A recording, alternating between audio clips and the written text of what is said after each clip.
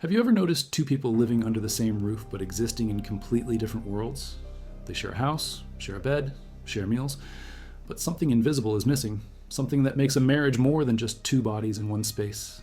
Padre Pio saw this pattern over and over again in his confessional.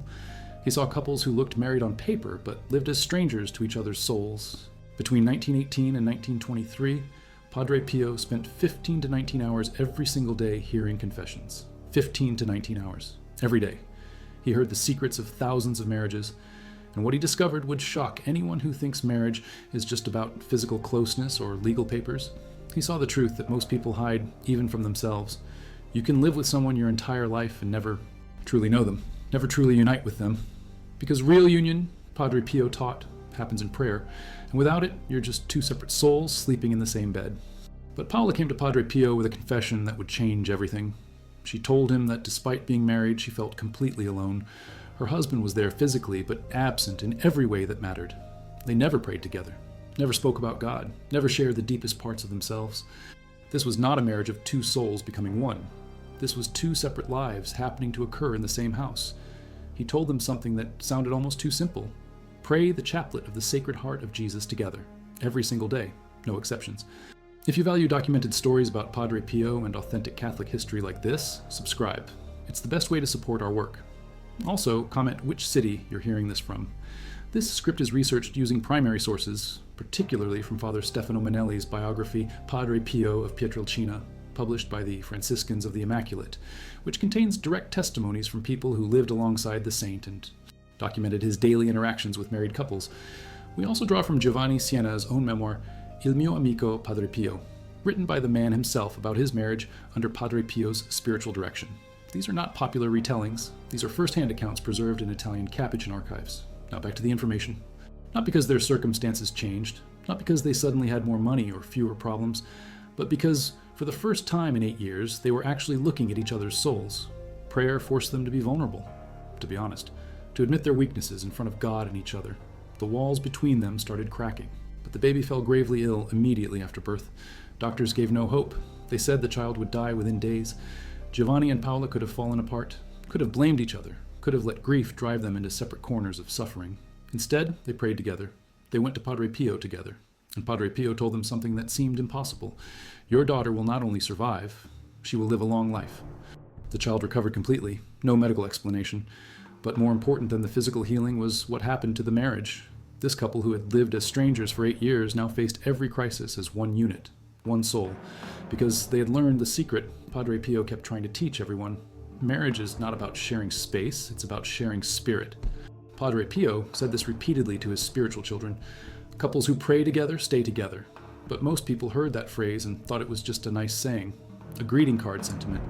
Padre Pio meant it literally. He meant that prayer is the actual glue, the actual binding force. Without it, you have two individuals who happen to be legally connected but spiritually isolated. A widow came to Padre Pio. Her name was never recorded in the archives, but her story was preserved by Father Joseph Pius, one of Padre Pio's closest collaborators. She was devastated. Her husband had died suddenly, and in going through his belongings, she discovered something that shattered her, evidence that he had been living a completely separate spiritual life. He attended Mass with her every Sunday, said grace at meals, looked like a good Catholic husband. But in private, he had abandoned his faith years ago. He just never told her. He kept up appearances. And she never knew because they never prayed together, never talked about God, never opened their souls to each other. Two people living parallel lives, never intersecting at the level that actually matters. They know each other's habits, each other's routines, but they don't know each other's souls. And when you don't know someone's soul, you don't really know them at all. Men registered for confession with Padre Pio, average of 273 people per day.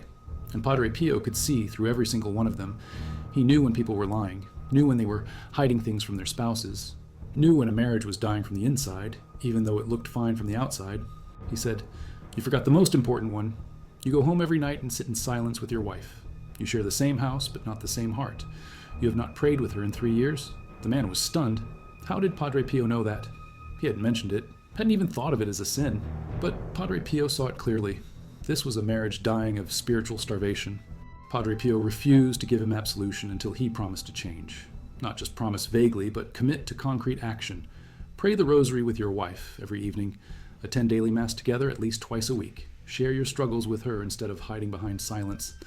The man obeyed, and 6 months later he returned to tell Padre Pio that his marriage felt completely new. They had been married for 12 years, but only now felt like they actually knew each other. Angela Morano traveled from Calabria to San Giovanni Rotondo. She was young, considering marriage proposals from multiple men. She asked Padre Pio which one she should choose. Padre Pio gave her an answer that frustrated her. "I am not a fortune teller. Pray to the Holy Spirit for guidance." Not a man who was privately religious, but a man who would kneel beside her and unite his prayers with hers. Because that, Padre Pio said, is the foundation of everything else. Without that, you have nothing. With that, you can survive anything. And when they discovered they couldn't have children, they didn't fall apart. They prayed. When war threatened to separate them with military conscription, they prayed. When financial difficulties hit, they prayed. And each time, their unity deepened instead of fracturing. Angela thought he was speaking symbolically, but within months, she was pregnant. They had 3 boys, then years of waiting, then finally the girls Padre Pio had predicted.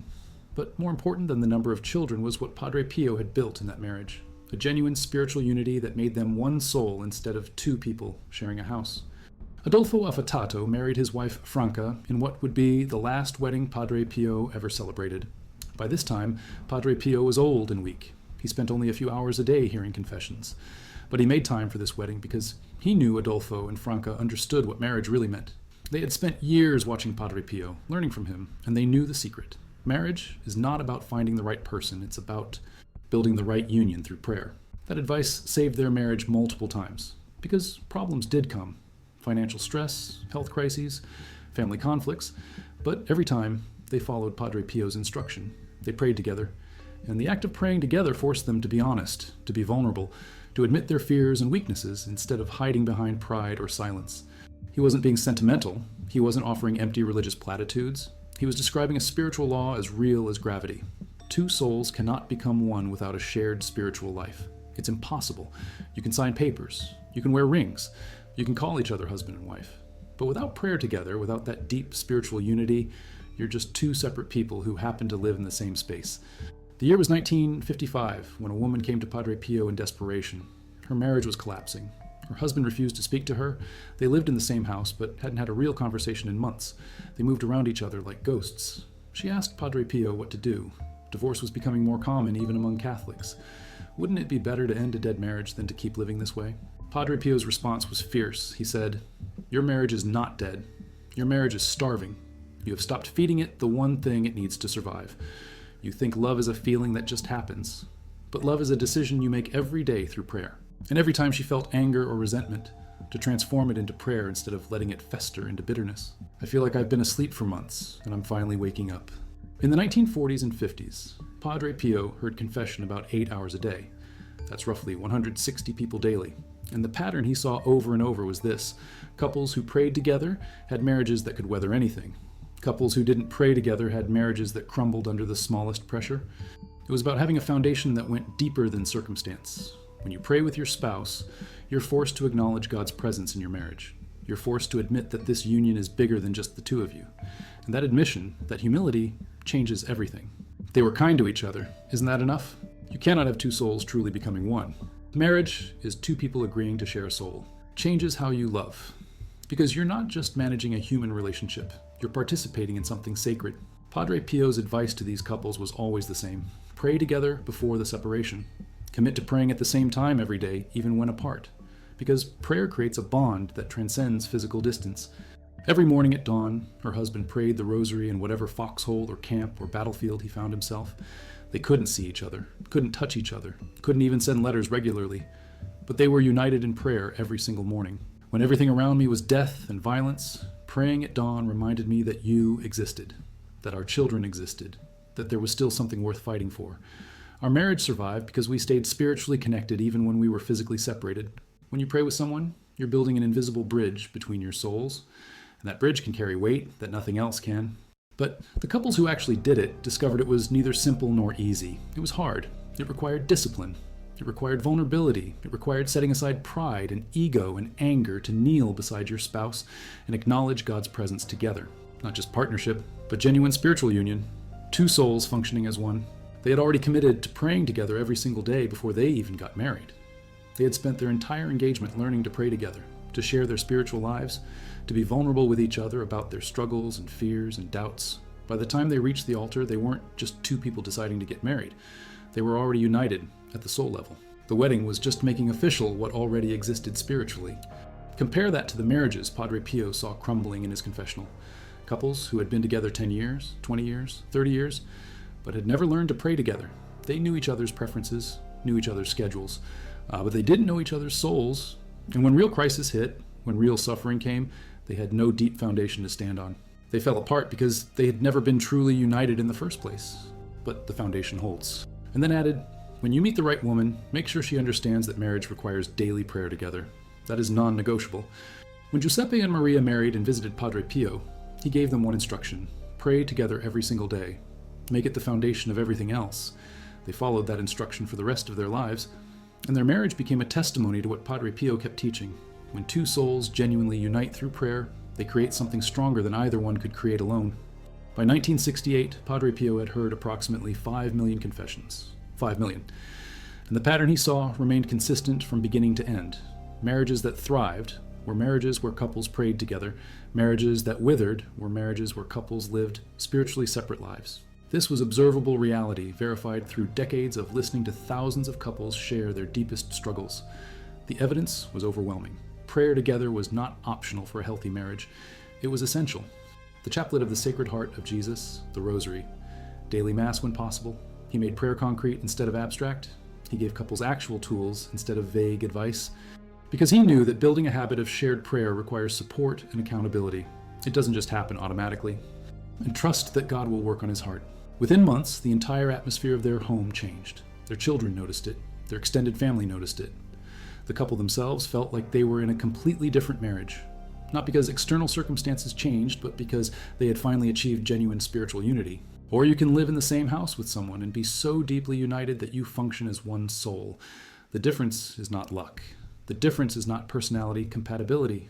The difference is shared prayer. And if you could distill his entire message about marriage into one sentence, it would be this: two souls cannot become one without God at the center, and you cannot have God at the center without praying together. Hobbies. Those things have their place, but Padre Pio saw clearly that none of it matters if the spiritual foundation is missing. Prayer touches the level where actual union happens, because that's when you need it most, and you can't do that alone. Without that, you have two people living in one house. With that, you have two souls becoming one. Padre Pio saw the difference every single day in his confessional. He saw couples who looked married but were really just cohabiting strangers. And he saw couples who faced terrible hardships but remained deeply united because they had built their marriage on the only foundation that can actually hold: shared prayer and genuine spiritual unity. In the archives at San Giovanni Rotondo, there are letters from couples who followed Padre Pio's advice. Hundreds of letters. They all say variations of the same thing. We were about to give up on our marriage, but then we started praying together and everything changed. Not overnight, not magically, but gradually, steadily, undeniably. Prayer rebuilt what years of neglect had torn down. One letter from 1963 says, "We had been married 15 years but felt like strangers. We came to you asking if we should divorce. You told us no. You told us to pray the rosary together every night for 3 months before making any decisions. We thought it was pointless, but we obeyed.